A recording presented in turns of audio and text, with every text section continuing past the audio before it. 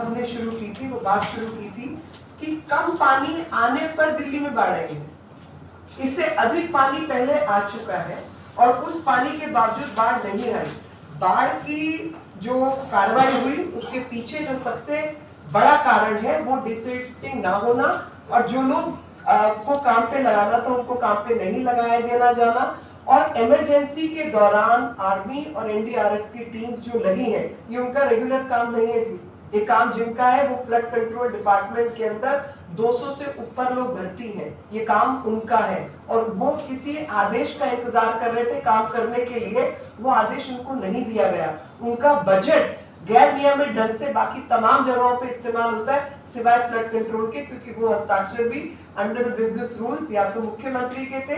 अब डिप्टी मुख्यमंत्री जो है वो जेल में बैठे हैं, तो मुख्यमंत्री के पास तो बाकी और सब काम है, राजस्थान घूमने का, आतिशी मरलेना जी के पास भी बहुत काम है, फ्लडिंग का कोई काम उनके पास है नहीं। ऐसे में जो फ्लड की सिचुएशन दिल्ली में बनी है और जिन कारणों से बनी है, मेरे 2 या 3 प्रश्न हैं। पहला प्रश्न तो मेरा ये है कि ये बताए दिल्ली सरकार कि 25,000 से अधिक लोग जो है वो लोग सड़कों पर आए बैठे हैं और रिलीफ कैंप के अंदर उनके लिए इंतजाम जो है वो भारतीय जनता पार्टी के कार्यकर्ता जैसे कोविड के दौरान पशुओं को बचाने में, पशुओं को भोजन देने में, लोगों को काम बचाने में, भोजन पहुंचाने में, गुरुद्वारों का इस्तेमाल करें, मंदिरों का इस्तेमाल करें, पका हुआ खाना भेजें, वो दवाइयां भेजें, ये सब काम भारतीय जनता पार्टी के कार्यकर्ता करें। मगर इनके लोग कहाँ गायब है और उनको सबसे बड़ी बात, कोई भी आज आप उठा के देख लीजिए, तुरंत घोषणा होती है कि जिन जिन को नुकसान हुआ इतना इतना पैसा सरकार उनको देगी। आज तक ये ऑर्डर क्यों नहीं हुआ है?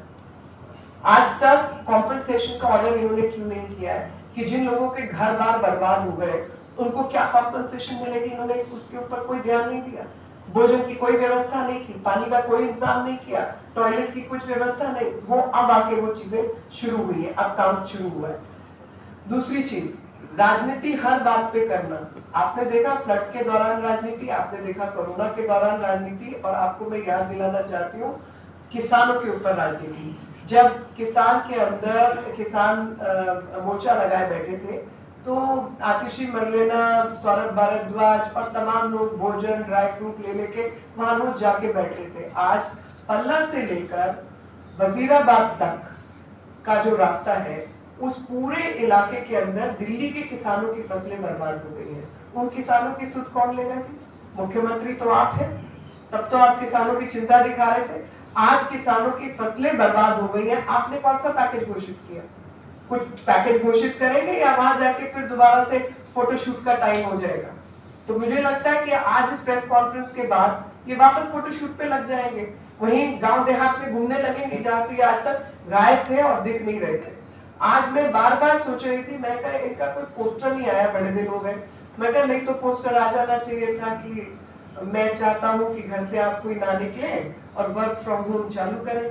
ऐसा पोस्टर जैसे वैक्सीन के लिए आता था कि वैक्सीन लगवाई क्या, तो ऐसा ही काम को लेके कोई पोस्टर आ जाए कि वर्क फ्रॉम होम करें और काम आप घर से करें, घर से मत निकलें। अभी तक नहीं आया, शायद अब फोटोशूट का टाइम शुरू होगा। तीसरी चीज, ड्रेनेज सिस्टम दिल्ली का, क्योंकि इनकी अपनी ट्वीट में आपको पढ़ के दोबारा बताना चाहती हूँ। उस ट्वीट के बाद जो इन्होंने लिखा है उसी थ्रेड पे, और वो लिखा है